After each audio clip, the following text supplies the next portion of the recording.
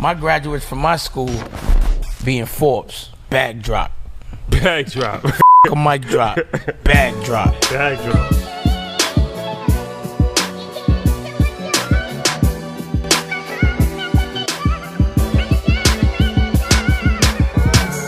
All right, guys, welcome back. EYL, this is a highly anticipated. It's long overdue. But everything happens at the right time. It's a fact.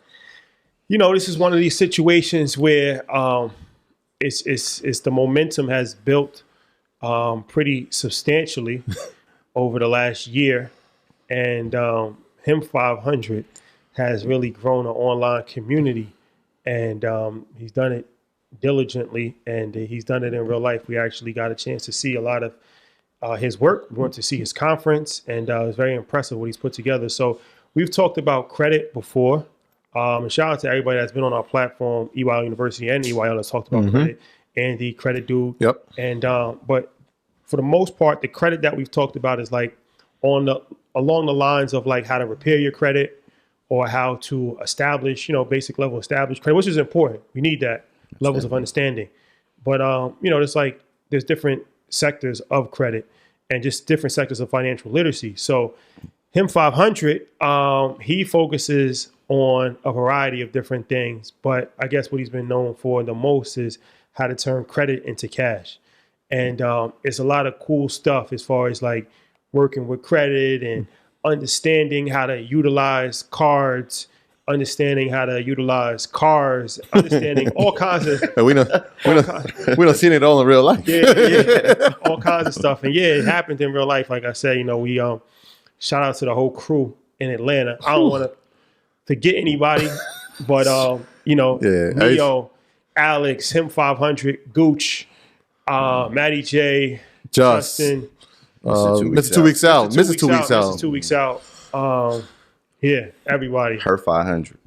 Yes. Her 500. Most importantly, that's a fact. Without this, it's not possible. So we go down there. We realize that they got a whole movement of entrepreneurs out there that's doing their thing. They're young, they're black, they're all networking with each other. And Him 500 he's one of the members of the crew. And everything that he raps about, he talks about, he lives in real life. They said he's the positive peer pressure guy. He's you got that car? Yeah. You need to get this car. Yeah. That's him. It's like these rappers. Like some rappers actually live it. Some rappers are just rapping about it. But everything he talks about, he actually lives. And we saw it firsthand. So this is an exciting conversation. I'm excited to have it. We're going to talk about a wide variety of hacks, financial literacy, credit, stuff that you can't Google. This information you can't Google. That's what he said. You got this is in the safe. You can't crack the safe on this. I like that. Thanks. So Marcus Barney, aka Him 500, welcome to EYL. Thank you for joining us. Man, I appreciate you guys having me. I appreciate it. I'm excited. Yeah, man. Yeah. So let's jump right into it. So you have a whole community and you teach thousands of people, but it didn't always start like that, right? So from my understanding, you started as a manager in a cell phone store? Yeah. So getting started, one of the things that I noticed was, early on when I started was actually doing cell phone repair, but I started with real estate at 18 in California, but that was 2006. Market crashed 2007, 2008. I moved to Atlanta. So when I moved to Atlanta, I found myself doing cell phone, repairing cell phones, like running around the city, fixing everybody's cell phones, and ended up landing me in a cell phone repair shop, partnering with the owner. And I partnered with the owner, and then I started to run the cell phone shop for him on the cell phone repair side. Okay. So how'd that morph into, because I know there was some trials and tribulations, ups and downs. So how did that turn into what you're doing now? Honestly, that's one of the things that I don't even think a lot of people don't know. Share a little bit of insights that I ran into a time at that age, between the age of 18 and 25. I always tell people it's like the most trying time for a young man. And I let money get ahead of me, right? I probably was making $7,000 to $10,000 a month at the time. Had maybe $30,000, $40,000 in savings. And so as it started to grow, I started to become addicted to money. And as money starts to play a part, greed comes into play. And what happened is that the owner, Sprint, came and told us, basically, if you don't have 3 locations, you have to shut your repair center down. Well, the repair center was making us about 20,000+ a month. With me running it, I was taking 50%. He was taking 50%. He put it in, he was like, yo, well, listen, give me some time. I'm gonna figure something out. But at this time, everybody was like buying iPhones, you know, on the black market to resell, to send overseas. And this is when Sprint first started doing it. So people would come in and people would try to buy iPhones from us for like $300-400 over regular price. But we got paid off the contract. Well, he was like, yo, if I may have a account that probably can order like a few hundred iPhones, you think that the people will buy them? I'm like, I'm sure they'll buy them. Guaranteed. It's like the first iPhone. It was multiple, but it was when they first came to Sprint. Oh, okay. So I'm like, yeah, for sure they'll buy them. I put the phone call in. He brought in the account, ordered 100 iPhones, 150 iPhones. They was worth $100,000. Well, we sold them, split it, and 22 years old, I don't know the back end yet. I don't really know business. He said insurance will cover it. I'm like, yeah. Well, he found out the rough and the rugged truth. Insurance only covered $6,000. Since insurance covers $6,000, you owe $94,000 on $100,000 worth of iPhones. They already then came out and looked into it. Nobody figured out what happened, where they got ordered from, nothing. But since it came under his store ID, it came back. A year later, he goes and submits information and say, well, it came from this IP address. And if it came from this IP address, he did it and threw me under the bus. And at this time, now I'm 23, almost 24. We going back and forth to court. And my lawyer he's just like, yo, listen, it's nothing concrete saying you did it, but I've seen people convicted on less. And I would hate for you to go and fight it and still lose.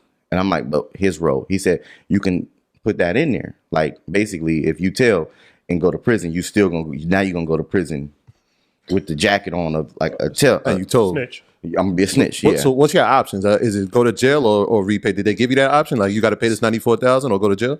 So that's what they did was, it's crazy. Listen, this is one of the reasons, and I always say, and I'm thankful. I had a white lawyer for so long. We didn't see eye to eye. I let him go. I was going back and forth to court, and I hired one of my friend's wives to be my lawyer. She was a lawyer. She came to court, and when she came to court with a Louis bag, a diamond bracelet, nice watch, big diamond ring, right? And I look and I go, you look popping. Right? Keep it a buck, like you popping, right? And I'm just thinking to myself, like, I'm finna get grilled. We walk in, the DA switched. It was nothing but black women DAs. It was a new black girl DA, and all her assistants and her whole team was black women. Every other lawyer in the courtroom that day was white men. Mm-hmm. Some kind of black girl magic happened. She came back and she said, well, listen, how much you feel comfortable that you owe? What's your rep? What's the part you feel like you owe? I said $60,000. She was like, okay. They said you pay the $60,000 back, you get probation, and you get first offenders like it never happened. And I'm thinking to myself, I've been fighting this case 2 years, going back and forth to court. And it's over? Yeah, it's over. 60,000. 60,000 and it's over. But the most trying part was through the time I've never been in that situation. Mm-hmm. So through that time, I don't know what life is, because I don't got control now. I'm like, yo, I have no control over my life. I've never been in a situation where, since 18, I've been in real estate. I've always been ahead and in control. I felt like I ran my life. And then I realized, like, yo, you better be on the right path to run your life, because this can be gone like this. And so from there, that's when I realized like we closed it out. I got that behind me. And then I started figuring out, I worked in banks. So like knowing all the bank procedures, but I know I can't go back if this holds above me. I couldn't do it while I was fighting the case.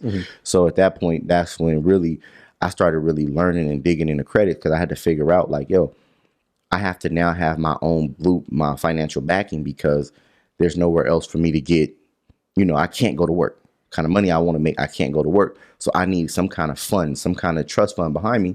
And I started digging into credit, really getting heavy into that. And then leveraging everything I did working at the banks, and ended up actually even going back to a bank, getting back in and kind of helping people. And then that's when the credit stuff started, because I couldn't work a job because I was used to making money already. That's crazy, man. I mean, I read your story. It was like you've always been an entrepreneur. And so to even have the 60,000 to beat that's pretty remarkable. I had to make payments. I'm not gonna front. I had to make payments to get it done. Yeah. That's one of those things where it's like sometimes everything happens for a reason. Well, not even sometimes. Everything always happens for a reason, right? And it's like you said, between the ages of 18 and 25, especially for anybody, but especially young men, especially black men, it's very tempting. You have a lot of temptations. You have music, you have just the culture, society. And a lot of times, we want to get to the finish line a lot quicker than we should, what our parents, what our grandparents would advise us. And, a hard head makes a soft ass. That's just I was actually thinking like, life is fast. I'm choosing to move quicker. Yeah. And then on the other part, it was like, we always talk about this line, Shotty. We like, change is cool to cop, but more important is lawyer fees. Yeah. Yeah. Like this, like, well, you gotta prime example. Shout out to Hov. Yeah. But the shining light in that for me is that saying that you was in the financial space, and me being in the financial space, I know anything on your record like that, it prohibits you from like ever really working in the financial space. So it's like, so now you're forced to kind of figure it out. You still have a financial space mind, but if that didn't happen, you probably would have just been a regular corporate worker maybe.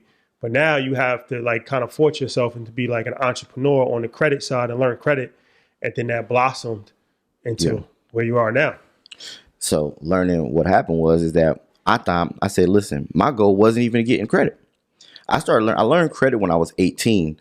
My real estate broker had a credit repair company. I did all the underwriting. But my goal when I started messing with credit, I go, okay, I need to get mine together, right? So I started focusing on my credit, figuring it out.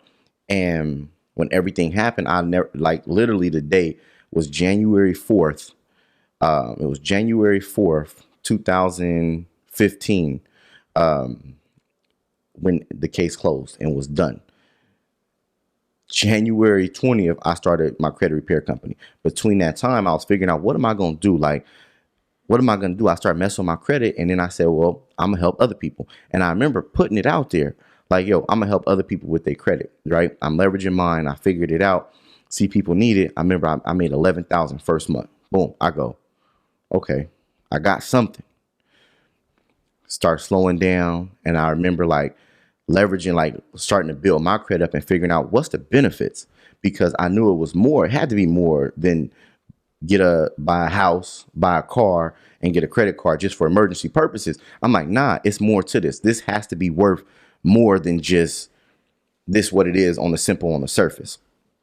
That's where it started to like flourish. And I started digging deep into like, how do I really go and get money? If I want to get credit card and I want to get funded and fund my own business, how do I get the money? So in 2015, right? You said January. What type of things are you doing to leverage your credit at this point or in the beginning? Nah, at the beginning, I was trying to make money. Okay. So that was the business. That was a business that I had, helping people, showing them how to make money. So when it came from like, I remember working in the banks, helping people with it, and they still couldn't get approved. So then at that point, I'm looking now, and that's when I started really publicly helping people versus like, when I was working before, when I'm working in the bank, going through all my trials, I could help people, but it was quiet. It wasn't like a marketed company. So now it's out publicly and I'm working it and it started bringing in. So now I'm going, okay, this is my business. I'm making money off of it. I have good credit now. Okay, what's the benefits and perks of it? Got you.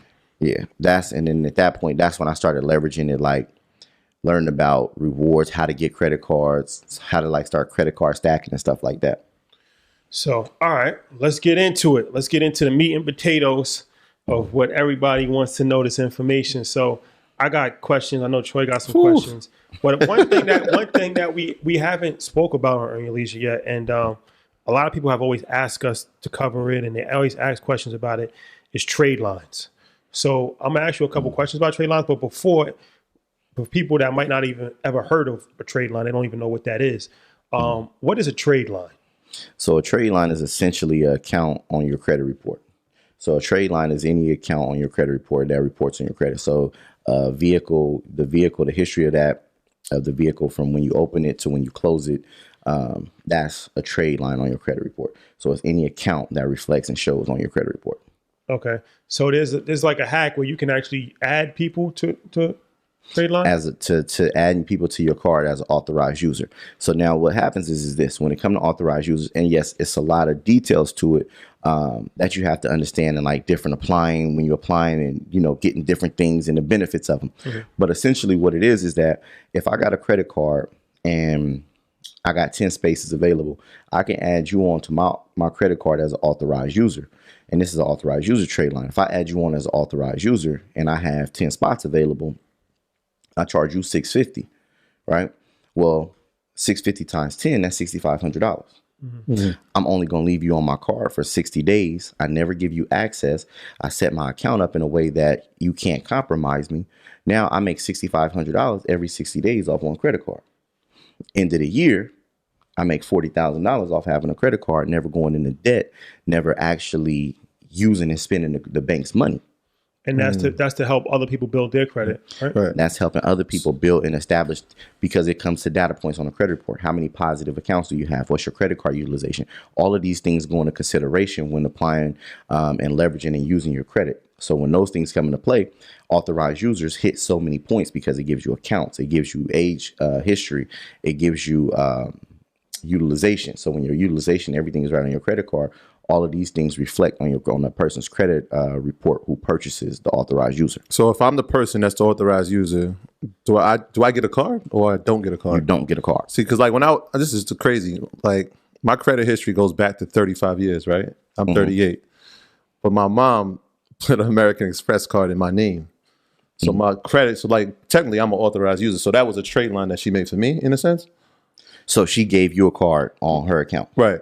Yeah. So what happened is that if she gave you a card on her account, that made you the authorized user. And then that's what started building your history. Right. But see, with American Express, they don't report back history. They just report going forward. So the whole time that you've had that card and she opened that account up, it's been on your credit. Right. Building out.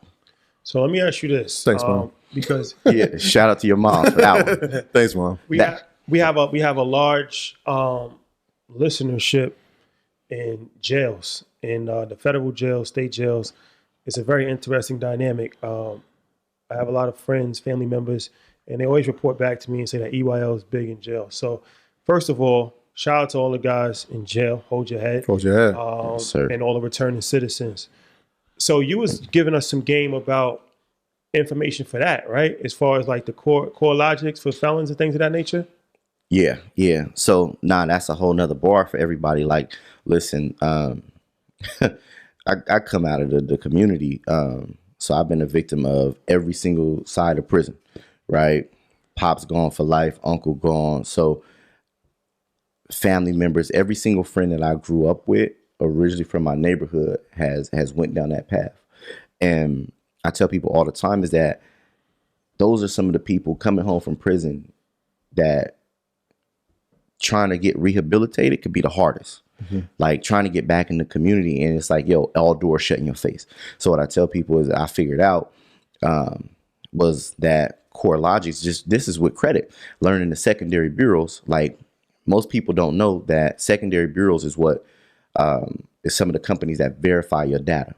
So you got companies like Innovis, CoreLogics, LexisNexis, SageStream, ARS.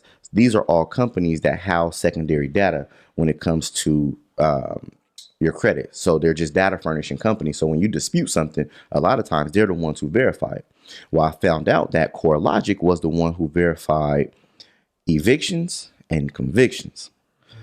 At that point, when I realized that CoreLogic is the company that verifies evictions and convictions, I knew. I said, listen, you mean to tell me that I can fix somebody's credit, but they still get the denial? Well, if I opt out of CoreLogic, if you got an eviction, you still can get the approval. If you got a conviction, you can get the approval because I never gave them permission to share that data and that information. So now when you go to get an apartment, now, right, somebody who's in a position, they go, listen, well, I can help people get apartments. So if you understand how to clean your credit and opt out of the secondary bureaus, you opt out of CoreLogics, now you can go and get an approval for apartment. Because that's a big thing that holds people from getting apartments is there. Yep. So essentially like this, I'll break down the whole blueprint. This is what you're going to do is that you're going to opt out and suppress your CoreLogics, LexisNexis, SageStream, ARS, Innovis. You're going to suppress all of those. Once you suppress those, now you're going to force the credit bureaus to do an investigation with a 609 letter. So you use a 609 dispute letter. When you send that 609 dispute letter in, it's going to make them either verify that this account is accurate and verify that it belongs to you. Well, now, since they don't have anybody to check the accuracies with, they're going to now have to do an investigation. Most likely, most of the things, 60 to 70% of the negative items get removed because you already remove the middleman company who's verifying everything. So now once you do that, when you go to apply for apartments, you now can go and apply. And if you've ever been evicted, it's not going to show up because you suppress CoreLogics. And if you got a felony on your background, it's not going to show up because you've suppress the CoreLogic company. But like, how do you suppress it? Like, you have how do you, and what's the time length on the suppression? Does that happen? So suppress, you basically what you do is freeze the report and opt out of them report showing, and they do it indefinitely until you opt back in. So you like call them and say, I want to opt out? Yeah, so you can call them, you could call, or you can do it online. So if you like Google like LexisNexis opt out, you can Google it and it'll pop up and take you to the form to actually opt out of that report. Good to know. Did you know that, Troy? I did not know that. I feel like there's going to be a lot of things today that we all going to learn together. People don't understand. Listen, right? In the community, that's one of the dope things is that I tell people, listen, that's a business in itself, right? We don't know about the secondary bureaus. So you mean to tell me, I say, listen, you mean to tell me that there's companies out there that do all this information? I say, well, listen, one company, CoreLogic, gives us a whole business model because if I opt out of that, I can now help people clean their credit. That's a service. I can now help you get an apartment. That's a service. I can bundle it together if I want. But listen, I help you get an apartment. Now what else do I do? If I know I'm helping people get into condos, listen, I'm going to find the newest building that's not fully occupied and I'm going to send people there. Well, after 3 or 4 people go in and be like, yo, him 500 sent me in here to get an apartment, they're going to kind of get familiar and be wondering, who's him 500? And then I show up with gift cards and trinkets and nice things, and I build a relationship. And I say, hey, listen, now what I do is I'm an apartment specialist. I just help people find apartments and get into the city, especially new condos, things like this, and just ensure that they can get the approval when they come. Have my people been getting approved? Yes. Cool. Boom. Nice to meet you. Set the relationship up. Guess what happens? Now I get a referral fee from the leasing agent. Now I send it directly to the leasing agent. She's going to want to get paid for getting people to lease. Well, guess what? Now I get paid for helping people get the apartment from the leasing agent. You've been paid 4 times already. That's 3 times. 3 times. I got paid from the client for helping them with their credit. Yep. I got paid for helping them get the apartment, making sure everything was approved, make sure they get the approval. Then I get the referral fee from the leasing agent. Okay. Now I'm pretty much responsible for helping everybody get apartments in the city. I become Penthouse Poppy. Imagine, right? Trademark that. Yeah, right. Listen, right. Yeah, trademark it, right? Penthouse Poppy, I like that. So I become Penthouse Poppy. So now I'm in front of all the fly buildings, right? I'm in front of all the fly buildings. I'm in the penthouses and the condos. But what's the biggest thing when it comes to these condos? Furniture. Right? So now a lot of people overlook it and don't realize furniture has one of the biggest markups, right? Furniture's markup is ridiculous. So then I go to one of the furniture stores, the mom and pop furniture stores in the area. Guess what they do? Financing. You can finance furniture. It's true. So now guess what? I go and build a relationship. Listen, what does it take to get $10,000 in furniture, right? I need a $10,000 approval. Let me see what that credit report need to look like. What does this need to look like, this approval process? Now, when I get people apartments, I'm going to send you to the local furniture store to now even get the furniture.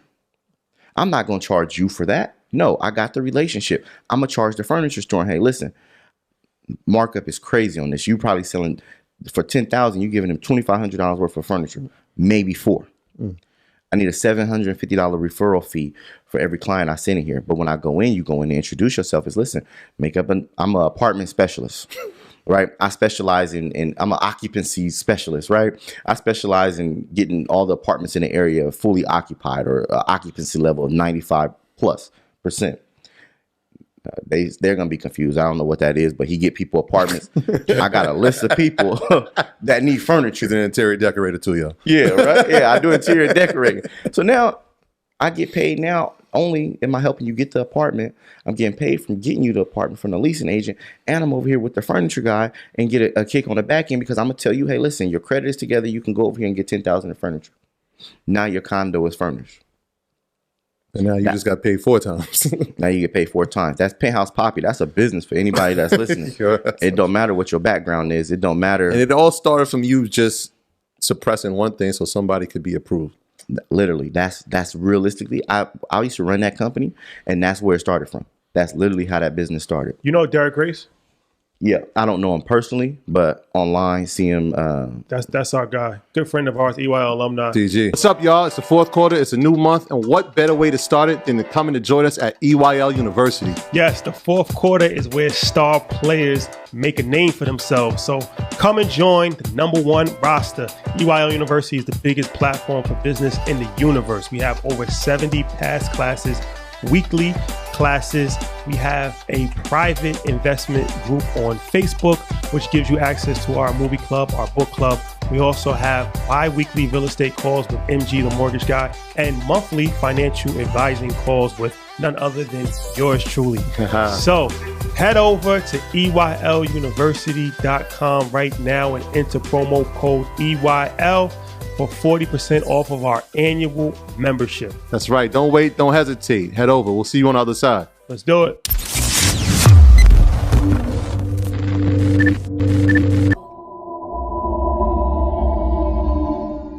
I remember he posted a post of yours, and he was like, I don't know, bro, but he dangerous. Yo, listen, I'm gonna tell you, right? I watch bro post and I look and I be like, what we do different stuff, right? But I say, yo, he give it up. Like he not capping on nothing he says. Like even from, I don't care. I'm wearing diamonds. They call me chandelier. Yeah. Chandelier alert. But even with the gold game, man, like bro vicious. It's much respect. Bro. Nah. When he said that was real though. He actually got my attention with that. I'm like, nah, this dude is dangerous, man. Like he's dangerous. Yeah, you know what I'm saying? Like it's a lot of information is the most important thing in the world. Like, cause it's like there's so much stuff that you can just change your whole life, your whole generation with just a few vital pieces of information. Yeah, that's all it takes. And there's so many of us out here leading the way, giving it up to us, and giving the information up to really see how people could change their life. Like I just laid out, like we're on a public podcast, and I just gave out a whole business plan off of leveraging one piece of information. Before that, I gave a blueprint. I hope they take notes. Like, listen, I gave the blueprint. This is how you clean your credit. Opt out. Use a 609 letter. Get familiar with companies like CFPB. It's the companies that regulate the credit bureaus. These are things that we need to know, information that we need. And I'm looking now and I go, we start looking and so many lives is changing off of information. Yeah. That's a lot. Let me ask you another question. You had an interesting thing when you said that turn a liability into an asset. And that really struck my attention because it's like you said, we've been programmed so long to think that everything is liability on a certain level. Like that is not an asset, traditional assets, like cars, for instance, right? It's like no matter, like we did a video about how to like put your car in your business name and take the deduction and all that. And a lot of people was like, that's dope. I didn't know any. But then there was always some skeptics like, well, it's still a liability. You're still wasting money on it. Yeah. But you broke down something and that was kind of crazy. It got my attention how you can actually make money with the car, like running ads and Toro. Can you talk about that a little bit? Yeah. So when it comes to that, one of the things is that, look, and it's frank, and it probably rub people the wrong way. Cars are liabilities, right? That's a 19th century mindset, right? Take that back. That's in the 90s and the 80s that mindset exists. It's not relevant now. Only people that's relevant to is people who won't acquire new information and don't stay up to date with systems, right? Because there's no way that you can look at a vehicle unless you just don't have the information. I got friends that make 6 figures off of vehicles. No way you're going to tell me that that's a liability. It's a liability if we don't utilize it right. So then I started telling people, I said, listen, you want to learn? Okay, here, let's take a car, like a smart car, right? I went and found the littlest car, right? Littlest car that nobody wants. When I tell you, right, it's the smart car for 2, right? Listen to me, I'll right? be honest, I didn't think it was yours when I saw it. Right? I saw you drive it. I said, it is. Yeah, right. And I'm like, yo, I put music in and everything. It got beat. I'm like, yo, listen. Funny thing is that I buy the smart car, and then not only so I buy the smart car, I tell people, listen, let me explain something to you. I got the smart car, and this is what I teach people as well. I say, look, you can go to a swap a lease and literally do a lease takeover, put no money down out of pocket, get a car that costs $200 a month.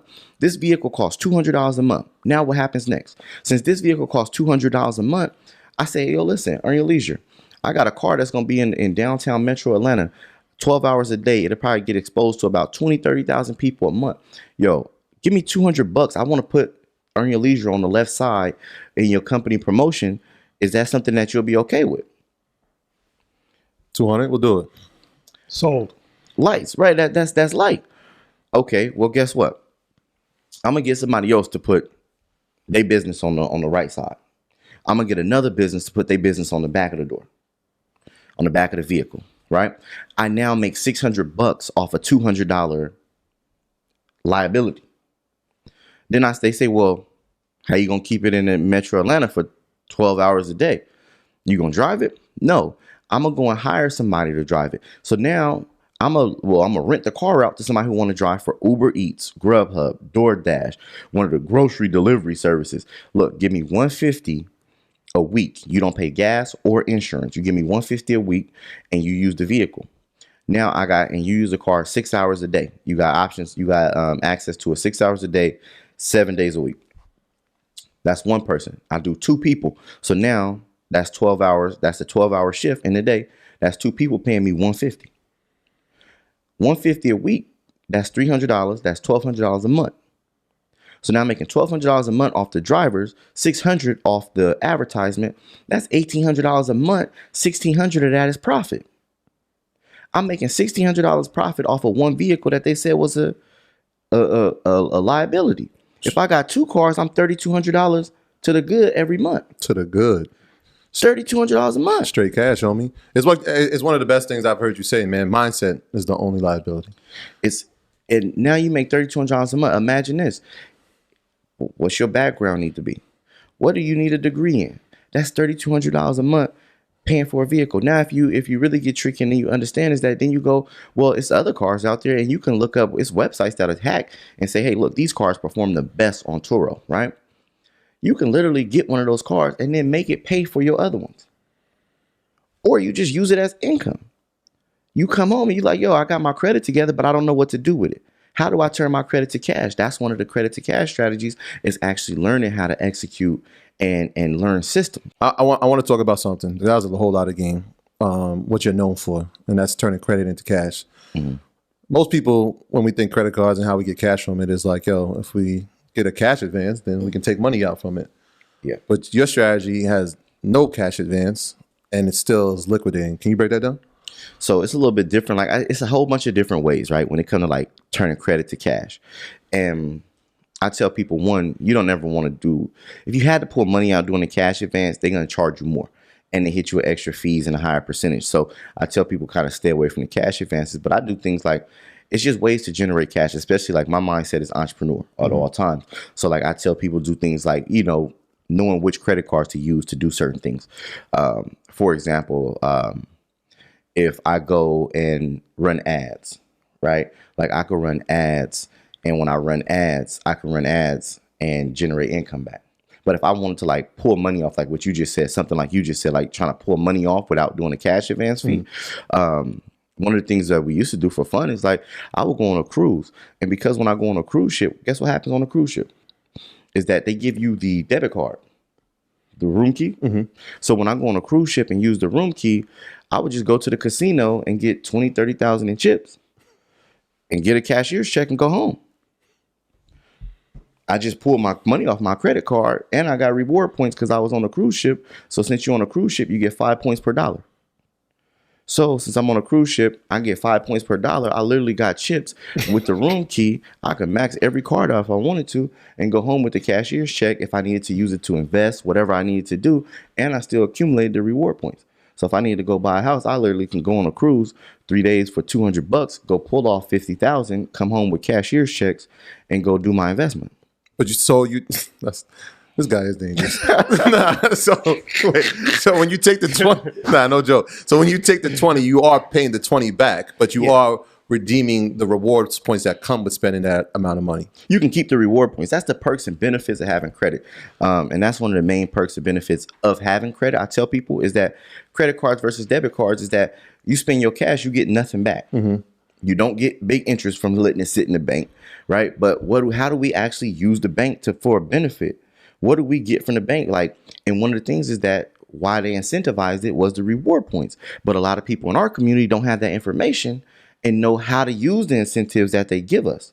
We don't even do the research. I feel like that's like the fine line. Like nobody's reading the fine line. Like, yo, you get these. I mean, the most we ever look at is like, yo, can we get airplane rewards or airport rewards and hotel rewards? But there's so many other things like that you can actually be using this for. Yo, listen, right? Is that one of the key things is this, right? Today, I got on recession proof, right? But I'm an advocate of my community. I'm an advocate of where I come from. Some people would be like, yo, it's ignorant, y'all. We shouldn't wear designer clothes. We shouldn't do this and do that. Support black, whatever it is, whatever you want to wear naturally, things that's made from natural products, not cotton. I like wearing nice clothes. Louis Vuitton, Fendi right now is some of my favorite, Dior. But I know a lot of people in the community, this is what they're after. These are the things that they desire to wear because it gives them status, right? It's kind of a sense of status, and I'll keep it a buck. It's a sense of status that people want something that costs more, something that's extra flyered and make it separate. We got people growing up and kids that don't know how to actually go and get it without doing something illegal, right? So they go and selling drugs and robbing people for these designer clothes because nobody told them that, hey, listen, you can actually be an entrepreneur and learn business, or you can leverage credit and get it for free. So what I did was this: I started going, and I don't want to spend my money on stuff. I'm cheap, right? I really don't like spending my money. So when I get designer clothes, I get it for free. I'm not going to spend cash. So in order for me to get designer clothes, I say, listen, I can run up my reward points and then redeem the transaction. So when I go, I went to Louis Vuitton, spent $6,000, right?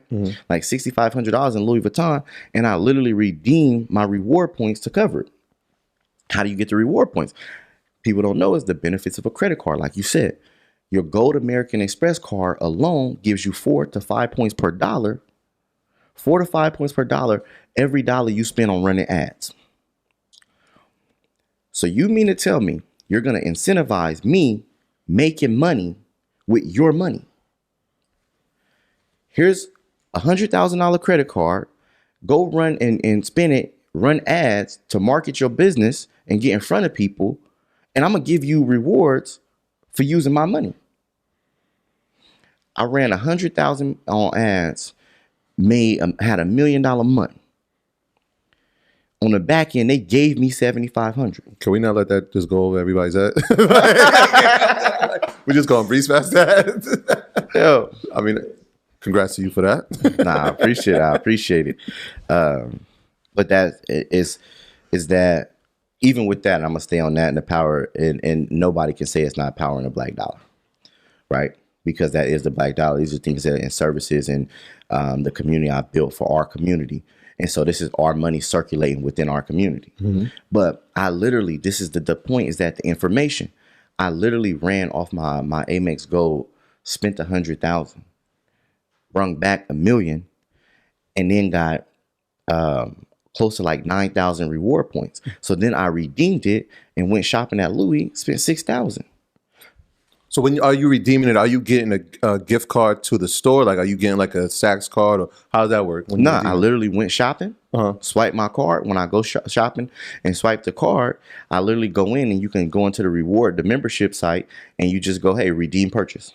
So you just redeem the points to cover the purchase, the transaction that you made, and it cover it. Gotcha. Yeah, and the good thing is you can use that for a variety of different things like travel, anything. So it's like you're not paying for, like you said, I mean, it's like anything that you do. And I'm glad you said that, because it's like, I feel like as financial literacy teachers, it's our job to do things responsibly. So like even when we got our cars, me, Matt, and Troy, we got Range Rovers, but we made a video and it went like semi-viral, but I put it in there like, don't think that we just did this irresponsibly. And then we made like a whole video like explaining like how you can actually put your car in your business name and take the deduction and all of that. So it's like when people see you with, you know, these designer clothes on, it's not like you're just getting money and just spending it on that. Technically, it didn't really cost you anything because you're paying for it with reward points. You reinvested your money into your business, which grossed more money, but you didn't even take the profit of that. You just used the reward points to pay for that.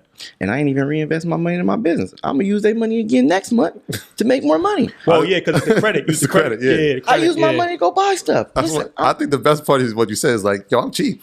Like, bro, I don't like spending my money. I love that. I'm in the middle right now of buying a bank. 1.5 million. I'm buying a bank. And essentially, I'm buying the land. Talk about that. Breaking news alert. Right? Yo, listen, right? So right now I'm in negotiations of buying a piece of land that a bank happens to sit on, a SunTrust Bank. They have a 12-year lease. In Georgia? Yeah, in Georgia. And the amount they pay is about $120 a year. They pay $120 a year on the lease. They got a 12-year lease. The property is like 1.5. I'm trying to give them 1.5 for the land. Now I own that. They have a 12-year lease, meaning in a bare minimum lock-in of 8 years. Mm-hmm. So for the next 8 years, I'm gonna make 125,000 a year. A year. That's a hell of a salary off of owning the land, owning the bank, and I'm still right. This is reinvest. This is where I put my money in. Instead of putting it into like, yo, I'm gonna go buy designer clothes. Nah, I'm gonna keep acquiring land, keep acquiring property, and really building, learning what to do with money and learning how to play real estate. So now I got a long-term hold, at least now, it's a bank there. I got a long-term play for the next 8 to 10 years. That money now just goes back into, that can go and invest into with my daughter. And now, you know, especially when you can play with money, y'all get so many people on here that teach us how to save money and invest it and let the interest compound. You imagine having 125,000 coming in every year, compounding for the next 8 years to 12 years. Let me ask you this: as far as the credit, because you're using your Amex to run the ads.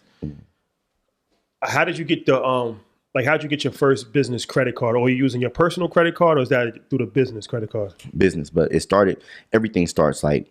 Business credit is super sexy. Everybody want to talk about business credit, but it all starts with your personal. So my personal credit report was structured properly, and I was the PG. So I did a personal guarantor, put my social on the line, put in my business name, and then that's how I just kept building. Just kept doing it like that. Same thing with the personal, like the same way you build personal credit, you just build it that way. Yeah. Good history, pay your bills on time. Getting your net 30s, net 60s, different things on it.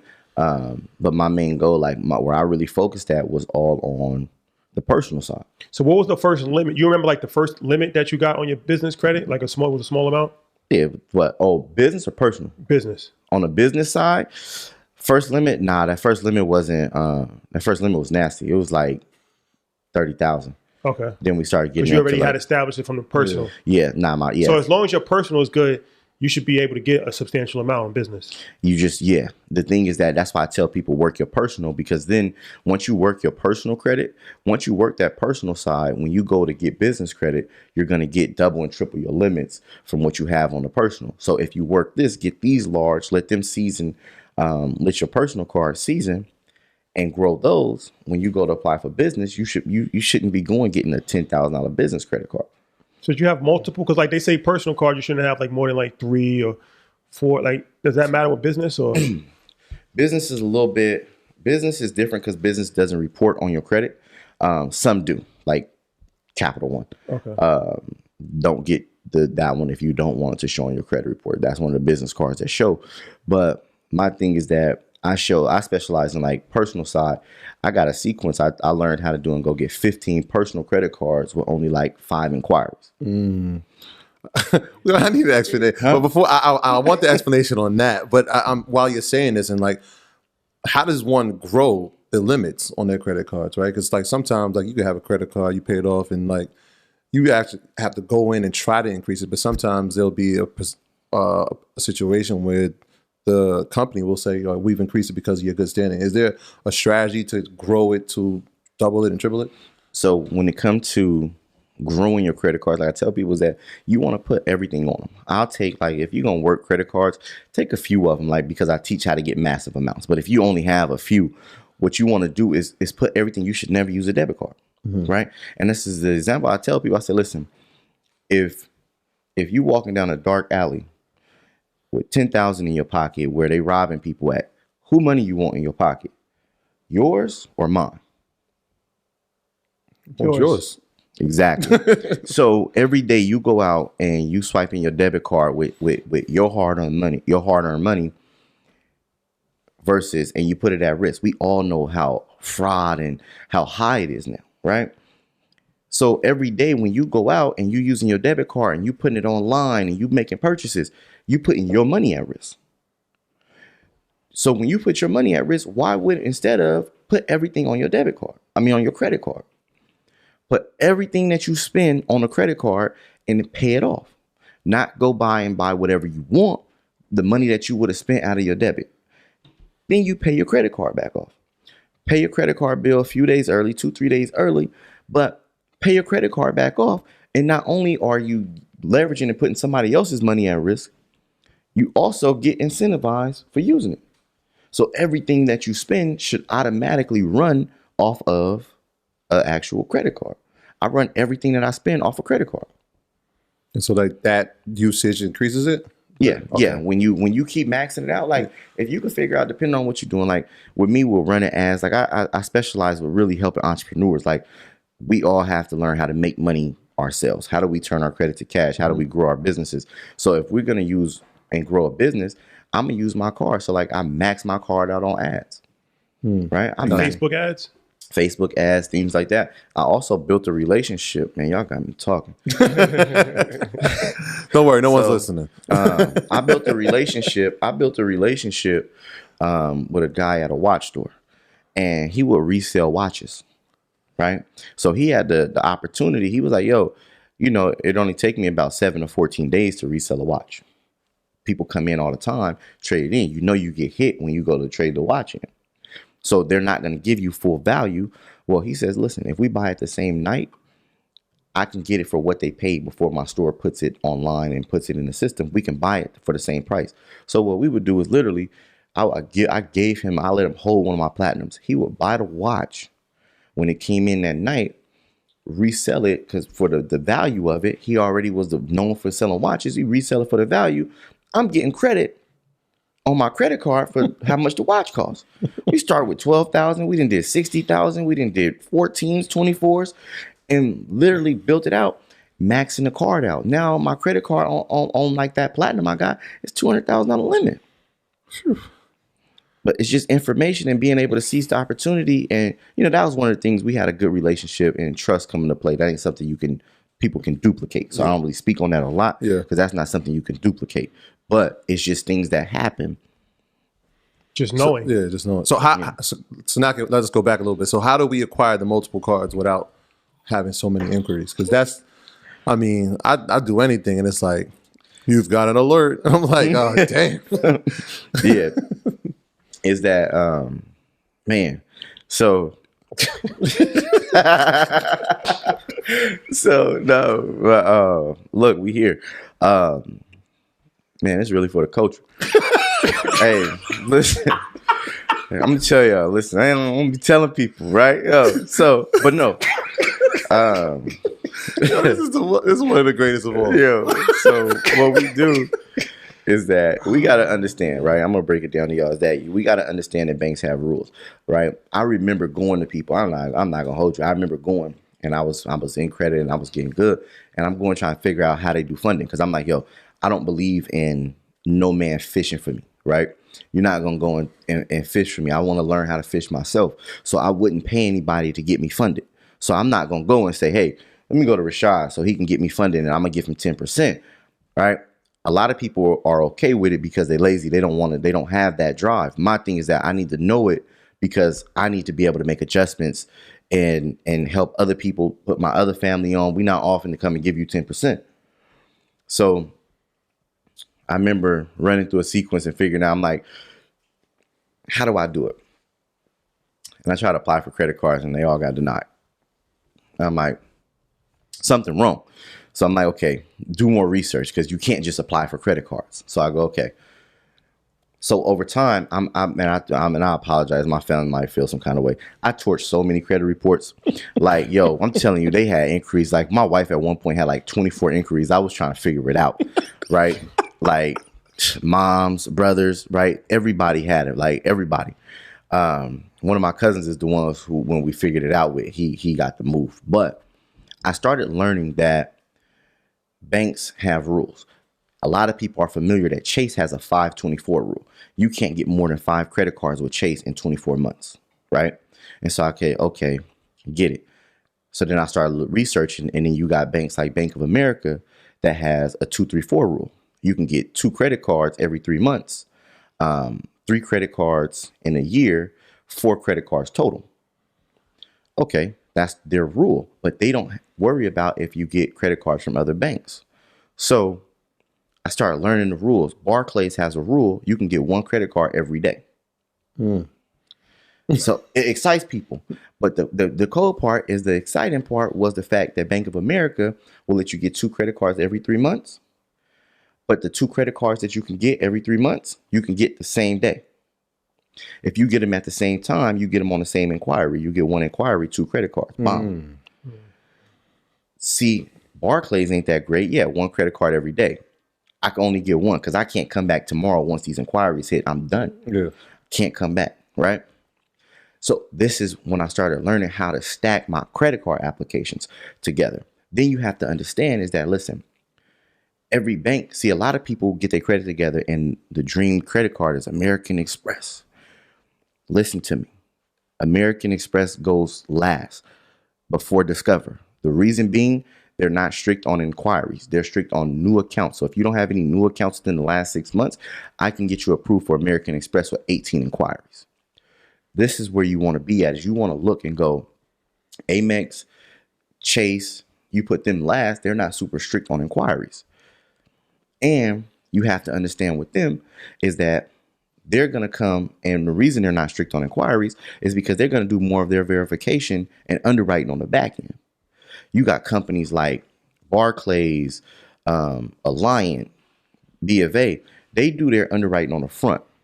So if anybody, like most of the time when you get an approval from Barclays, it may take you 48 hours. And it take you 48 hours because they're doing their underwriting on the front side. They're going to go through. They may hit you and ask you for verification documents, income, prove your income. They may hit you with that. Cool. Chase is going to hit you with a soft pull later. Let your credit card utilization start going out of whack, like you're using this credit card heavy, they'll hit you with a soft pull. When they do a soft pull, if your credit score it has dropped, you got derogatory marks, your utilization is out of whack, they're going to slice your limits. American Express is going to come and say, well, you put $150,000 on your application. They're going to come a year later, ask for an income verification. They're going to ask to get your tax returns and say, well, you only made $40,000. Slice your limits. Discover does the same thing. All of this is what helps. We have to this is the information that we have to understand when it comes to credit card stacking. So when you say, how do you get multiple credit cards at one time? You have to look and learn the rules of which credit cards can I apply for and get multiple cards at one time from one bank on one inquiry. Literally stack them all together and do it at the same time. So key to that. Man. Fire emoji. Yeah, man. Outstanding. Yeah. So let's talk about recession proof, right? Because at some point it's like, all right, you learning all this stuff, you're learning this information, and it's changing your life. I'm assuming it's changing your family's life. At what point do you turn that into changing and educating other people? Listen, with that part, that was never my goal, right? I'm honest. Like, that was never my goal. My goal was never to help other people. It was a secret, right? You understand everything. My family thought I sold drugs, right? Like, I always see people think that, yo, everybody, these dudes be online selling information. This is how they make money. They ain't really doing it. I tell people, fact check me. I had a Bentley truck before I ever helped somebody. Ever, right? G-Wagons before ever. Own my house. Investment properties before I assisted, because I had the game. But I wouldn't, it's how we feel. We know something. Sometimes we don't tell people. You got secrets and stuff that be like, yo, nah, I know how we get the podcast number one. We know. You like, yo, I'm not telling, right? You're not gonna come. I'm not gonna tell. Gotta run the route. Right. So you got to go figure it out yourself. Eric Thomas, I was in Masters of the Game, and Eric Thomas said that if you know something that can help another man change the trajectory of his family and their future, and you don't share that information, you selfish. And it sat on me for a while, because I still was like, yeah, all right. Sounds good. Yeah, right. I'm like, it sat on me for a while, but it came to a point to where it was like, yo, is that what's the impact that you're gonna really want to make? Now that you're making money, I had my daughter, and then I started really seeing, like, when I was born, my mom was homeless. We lived in a shelter from the gate. When I had my daughter, she came home to a house I own. And I think, and I look, and I go, it's so many people that need this. I'm going to be wrong if I don't share it, right? And so everything I created, though, was like for myself. So then I started sharing it with people. That's when the recession proof started. And that's when I created a community. But I didn't create like a program. I literally created a family. So everything that we need, I go out and we do things, right? Like events that we all came to the event. It was recession proof was official. Official. I fly on private jets. Guess what happened? My mentees fly on private jets. We're a family. We operate on the same level. So they flying in on private jets. We got all the exotic vehicles. They drive nice vehicles. They driving nice cars. The whole event was free. So what happens is that not only are they learning, being able to be financial literate, they learning how to run and scale businesses. So now I'm teaching you everything you need to know about credit, but then I'm creating leaders, because it's for what I did for my community. How can I was like, yo, I need at least 10, 15 other people doing this. I never expected it to be hundreds, yet thousands of people going, nah, I need to help my community. I need to help my community. And it's still people out there who don't know who I am or that I exist. But it's thousands of us helping our community. So when we get on these platforms, this is the growth point, is that we need more leaders in our community. Mm-hmm. We need more people who are financial literate to take this back. Everybody's not going to have the tenacity and say, I want to fish for myself. But for those who do, those are the people that we need to stand up in the community, that they need to take that back home and be that for their family. They need to be that for the people around them, that resource for them to come and get this information from. Because if they watching this podcast or listening to this podcast, how many people they know who don't listen to it, who didn't catch this information? So that's my point, is like, when you look at recession proof, my whole goal is to create leaders in the community when it comes to financial literacy, when it comes to actually business, when it comes to growing and scaling and just being all around leaders, not only with financial literacy, but if you see, we did the takeover. Remember, we did the Kroger takeover, shut it down. Kind of went viral a little bit. That was incredible. That was incredible. Big time viral. That was big viral. Yeah. Oh yeah, salute to that. I forgot about that. Salute to that. That was really dope. If anybody that's not familiar, the guys went into Kroger in Atlanta, and I think they $20,000, $40,000 for families before Thanksgiving, so they can not have to worry about that bill and buy groceries. So. Yeah, y'all did the free gas too. Did the free gas. The crazy thing is, we did the gas before the Kroger, right? Before the Kroger. We almost went to do another gas station. But instead, we was like, yo, we decided, let's just go do the Kroger. Went in the Kroger, we tried to do gift cards and realized that wasn't going to work. And we just said, open the lines up. Everybody just run it through. That's why the receipts was so long. We just let the line run. Everybody run their groceries through. It was 2 days before Thanksgiving. Everybody ran through and we took care of it. Me and all the guys, a whole bunch of entrepreneurs, we all got together and collectively we did it together. We did a collective amount of 40,000. But my point was that as a leader in the community and a leader of like Recession Proof, my mentees turned around a few days ago, day before yesterday. Shout out to Bees for heading that out. My guy they went out collectively and they put their money together, my mentees, and went and shut down a whole Walmart for like a foster care kind of company, not foster care, but like a shelter company that takes families in and help them get rebuilded, and pretty much went and shut and bought all of Walmart out. One of the mentees had a truck. He went and learned how to leverage his credit, got his own trucking company started. He literally brung his truck to Florida. The mentees fly out. They all in recession-proof shirts.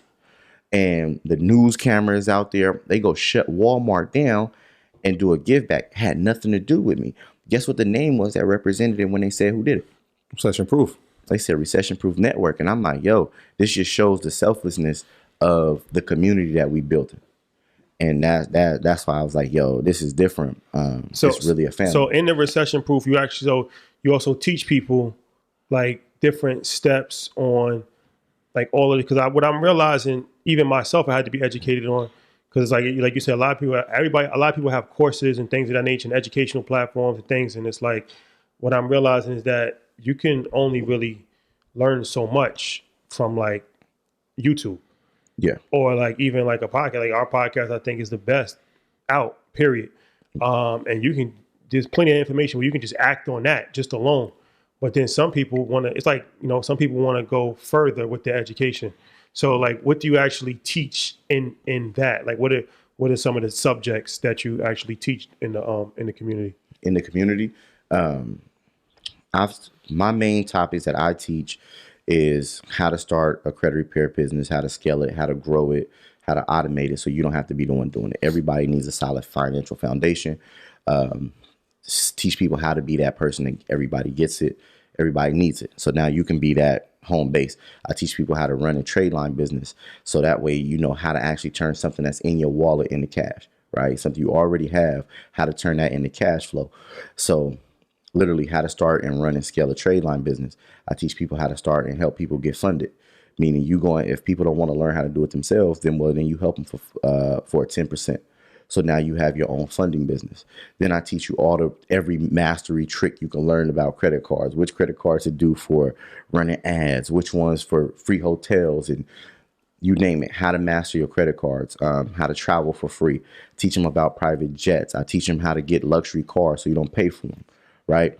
Because the goal is like, even when I told you about the reward points earlier, I may have went on a $6,500 shopping spree, but that's because I'm established. Before I'm established, you don't spend $6,500 on clothes. You spend $6,500 on bills. So you don't pay for your groceries. You don't pay for your utilities. You don't pay for your mortgage. You don't pay for your insurance. You don't pay for your Netflix. You use the reward points to make you have a zero overhead while your business grows. So these are all things that I teach. But then I realized, like you said, I can only teach so much. And when you say you got a family, you can't go and say, well, imagine a father saying, yo, my kid's going to only know what I know. I'm only going to teach you what I know. And all I did was learn financial literacy. When I know that I got brothers out here like Alex Good Energy who running and got people making 6 figures in trucking. So I say, yo, I need you to come and train my people on trucking. I got people like Wall Street Trapper who know stocks and killing it in stocks. I say, yo, I need you to come and give them an introduction to stocks. I got people like Justin Owens with Forex.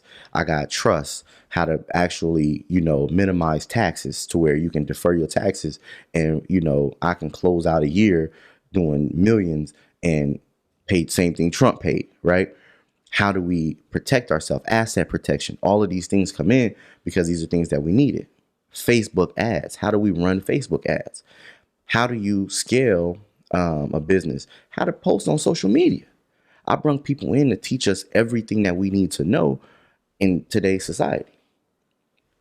And I gave them an ebook to sell, so that way they have a digital product. Just so in it's like, case. just in case you got nothing else, you're an author. I also help you become an author. So now that you're an author, what happens is that if you got nothing else, you can go and repeat my content, what I said on EYL. You go put it out to people who didn't see, and you say, well, I got a DIY credit ebook that him 500 told me. He taught me how to set up ClickFunnels. He told me how to run ads. I'm gonna run ads on this video, sell this digital product, and I got another business. And when you go on the book tour, don't forget the event space. Yeah. Oh yeah. I taught him from my brother Nehemiah Davis, Neo. Shout out to Neo. Shout out Shout Neo. out to the bro. But man. that, and as fate would have it, because like when we take our time, because it's like we gotta be responsible about who we bring on the platform, and we kind of try to see if we know anybody that. So we was looking, and it just so happened that somebody that we grew up with actually purchased. Became a part of the community, and he said he actually made money in his first month. From right here in our community, somewhat of 30,000. Yeah. He made 30,000. Yeah. He part of your fan. Yeah, for sure. He made 30,000. So I'm not saying that's going to happen to every single person, but we personally know him. In doing our due diligence, it, like I said, it just so happened that we actually knew somebody that was from our neighborhood that, it worked out. That's heavy. So you never know. You know what's crazy is that. He 30,000 first month. That's amazing. And double salute. We're gonna talk about it off camera. But that's the goal for 2021. Is that my goal is that I've helped make 3 people millionaires throughout my program now. I got 3 millionaires and I got 60 people who've been able to walk away from their job. And this year, the reason why I put everything now, like why would you bring event space and all these different? Why are you bringing all this together? I said, listen. My goal is I don't want to make 100 millionaires in 2021. So my goal is to be able to go out back into the community. And in 2021, I want to help create 100 millionaires. With that kind of goal, we got a 100 millionaire challenge. I said, listen, people don't understand it. You ain't going to make 100 millionaires. I said, that's a big number. $1 million is a big number. I said, listen, I made $1 million in 30 days. If they can perform at 1/10 of me, they'll be a millionaire. All they need to do is perform at 1/10 of what I do. And if they fail and lose and do 20%, they walk away $300,000-400,000 a year. Hell, we still successful. Our community is a lot better. That's a fact. So, and one of the things with EYL, I feel like online education is a new college. Everybody thinks I'm anti-college. I'm not anti-college. If you want to go to college, I went to college. He has a degree. So, fortunately, I didn't have to spend money for college. But why you do that? I did. I'm just saying. So, for college? I did. We'll talk about that after.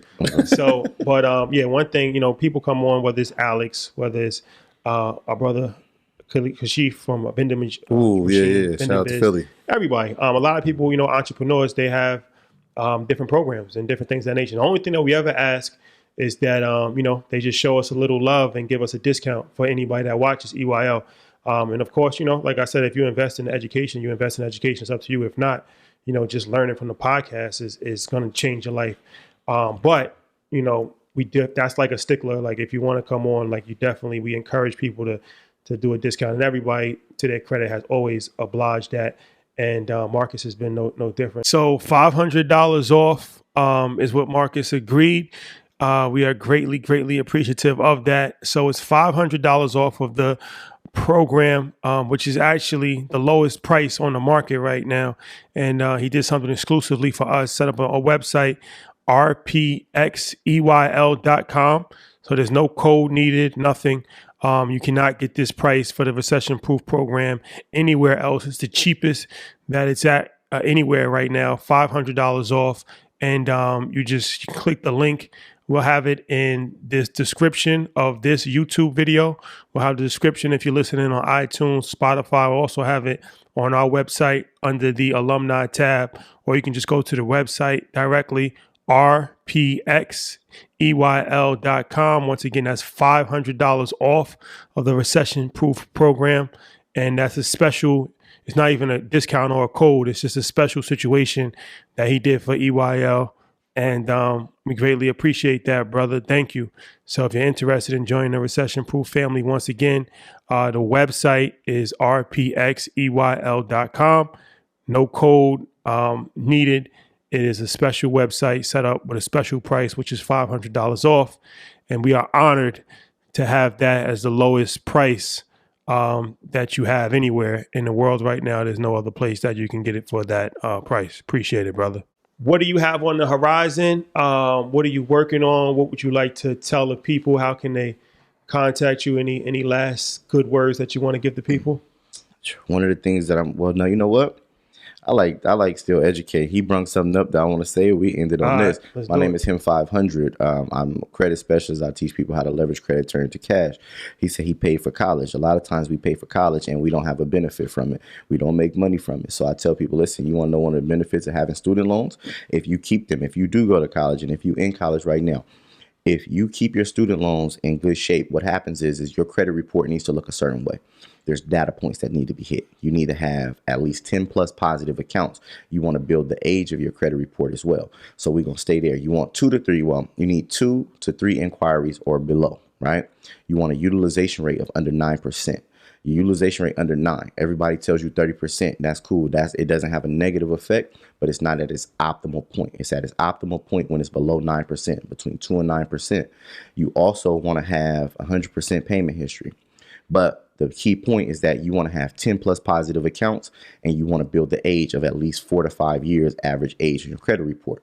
Nobody gets a student loan that was yesterday. They got it yesterday, right? Everybody has student loans that are old. One thing about student loans also is that there's never just one.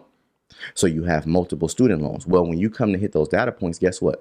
You may not even use that degree, but if you get those student loans in the right shape and you keep them in deferment to where you have good payment history, it helps you with the total number of accounts on your credit report, and it helps you with the age of your credit report. So then when you add a few more trade lines, different kind of trade lines, not just AUs, when you add a few more different trade lines and bank products to your report, it's easier for you to get funding. So don't automatically think that, hey, I need to get my credit together. I need to go and clean these student loans off. Student loans have more positive effect than you believe when it comes to going and acquiring funding and getting credit cards and things like that. My name is Him 500. I'm the owner of Recession Proof Financial Literacy, and that's it. Yo, man. You know what? He finished off like the champion is. You know what? I want to ask you something that I've never heard you talk about. What? And it's like the backbone of your business. I want to talk about her 500 and her role in the business and that balance between, you Troy know. always asking the wife I got question. to, man, because, you know, a married man is a married man. And I know it's not easy to balance family life and work life. And I know it's not easy when, you know, you got a lot of things pulling you in different ways. Yeah. But, you know, you're balancing it pretty well.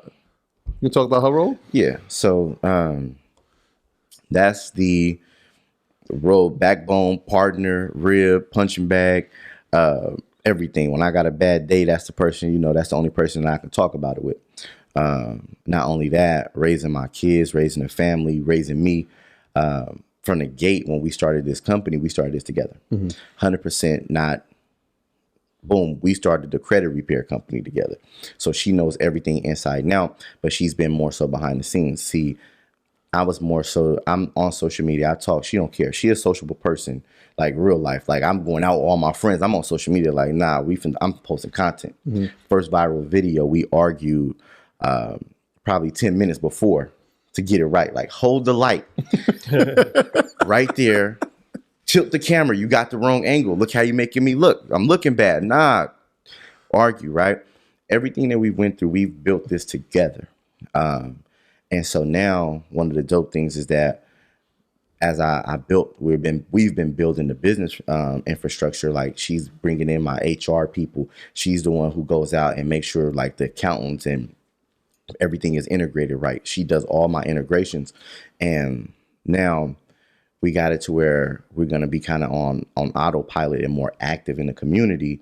I actually brought her in and said, well, listen, it's a community of women that search financial literacy that's in this family, a lot of powerful women, but I haven't been able to edify my women in the community. And I, as a man, could never edify the women and be like, yo, let me get a group for y'all and I'm going to set things up for you. So now we have a sector for anybody who's in the recession-proof family. Another just added bonus is the Women of Recession Proof. So now she's going to run Women of Recession Proof to where they'll do women trips. They'll have women come and speak to them, women accountability groups just for the women, just because males have a more natural dominance. It's more males than it is women, but it's a lot of women in there like that's bosses. Doing their thing. Snoop. Shout out to Snoop. Shout out to Snoop. EYL alumni. Right? It's a lot of powerful house women in there.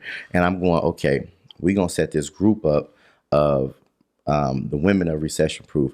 And shout out to her 500. That's her sector that she's going to be able to run and just pour back the things that she's been able to put into me and help be that for the other women in the group. One thing I wanted to ask you too, if you're down, and congratulations too. I know you're getting married. Appreciate it. So congratulations on that. I talked to Alex about this. He said that he was down. So I'll put you on the spot to see if you're interested. But I know what you guys did a great thing in Atlanta, and we had a special event that we did. Shout out to Trap. He was in town. Shout out to MG the Mortgage Guy. Shout out to everybody that joined us. We was uptown in Dykeman. And over 400 families got turkeys, gift cards, Disneyland trip, TV. Shout out to my man Ken from Dykeman. He said he never seen anything like that since the government cheese days. Like the line was literally like 5 blocks down. So I say that to say, obviously it's a lot of people in need these days all across the country. Yeah. So maybe when COVID clears up a little bit, we can plan something real big, a give back, a home and away. We can come to Atlanta and y'all can come to New York. Yeah. If you're interested. Nah, 100%. I'm in. You want to know what's crazy? Is that word to my mother. Right? You've been in New York for a few days. Listen, yeah, right. No, but listen, right? I hands down, we did the gas station giveaway. The night we did the gas station giveaway, y'all announced that y'all was doing the Dykeman thing. I'm laying in the bed with my wife. I called Neo and I said, "Yo, Neo, let's go to New York." I said, "Yo, EYL Trapper, they got a thing they doing with Dykeman tomorrow. Let's go to New York." Alex had to close on his house. And I go, Alex said he couldn't go. He had to do something. He couldn't take off. Neo had to go and get his daughter. Okay. Literally was coming. I was like, "Yo, let's jump on a flight and come and fly." And we was gonna pop out here. I swear we was gonna pop out. My thing is like, look, I got to be involved in the community in every way. So now I'm with that 100%. Yeah, and after we did it, shout out to Brandon. I see you was with him the other night. Yeah, he hit me up like, "Yo, bro, we got to do it. We got to do something big for New York." So shout out to PTG. Yeah, good acts always inspire other good acts, and it's like competitive competition to do good. And I think as entrepreneurs, it's like we can show nice things, and that's great. We got to encourage people that way, but I think we also got to encourage people. Whatever it is, because it might be $5 that somebody, it might be a smile. You never know how you can, what you do can affect somebody else to do something good. Like, you know what I'm saying? Like, you might give away $40,000. Somebody might not be in a position to do that, but they might be in a position to just help a lady across the street. Snowball effect. You know what I'm saying? Just give a kid $2 and not even say, "Yo, keep the candy. I don't even want the candy. Just take $2. Like, you know what I'm saying? So we need more of that, because that's all we really have is each other. And we got an amazing unit, and it's just dope. You just brought up Brandon, and it's crazy being in New York, seeing all the love. But it was another thing that I wanted from New York, right? Being here, seeing love. I rock with New York, but y'all got something here that's different from everywhere else, right? And that's Hove, like, and Rock Nation. Hove. One of my goals was to get signed as a management deal to get Rock Nation to actually manage my company, to help that take it to the next level. And so that's like being in New York too, feeling that. I'm like, when you just brought it up, I'm like, so many people here, but we don't think about who manages the entrepreneurs and gives that outlet. Yeah.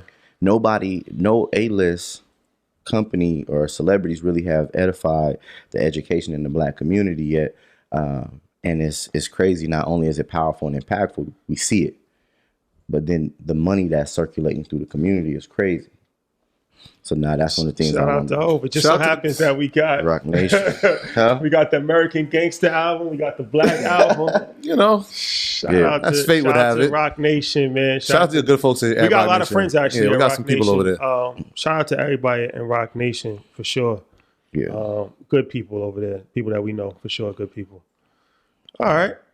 So how can the people contact you? What's your social media handles? What's your website? All that information. At him500 on Instagram, at him500 on YouTube, at him500 everywhere. On Twitter as well. Recession Proof Extreme is the website to just check out the things that I offer My program wise is Recession Proof Extreme. Also, you can visit me on Instagram at him500. Click the link in my bio, or if you want more content and just learn more about financial literacy, take a scroll through my page. I got a ton of videos where I just teach and just get information away for free. Yeah, and shout out to Sherry Bryant, president of Rock Nation, who is a loyal supporter of Earn Your Leisure, a good friend of ours. I just Yeah, we got the seat warm for her. yeah, Seat is warm for her. Whenever you're ready, Sherry. I sent my congratulations to Snow Allegra. Hopefully they got sent to her. Shout out to Sherry. Shout out to Sherry for sure. Troy, housekeeping items? Yeah, shout out to everybody on patreon.com. Y'all know that's our Proud to Pay program, man. It has grown, man. It's so interesting to watch how that has grown over the time. And shout out to everybody that is on EYL University. You know, the Patreon tier 5 members. You have access to the #1 online school for education. That is EYL University.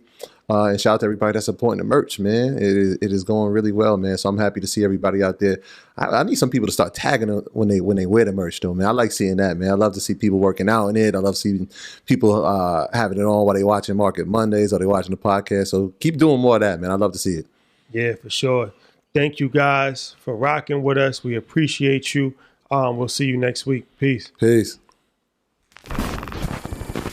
My graduates from my school being Forbes, bag drop. Bag drop. A mic drop, bag drop. Bag drop.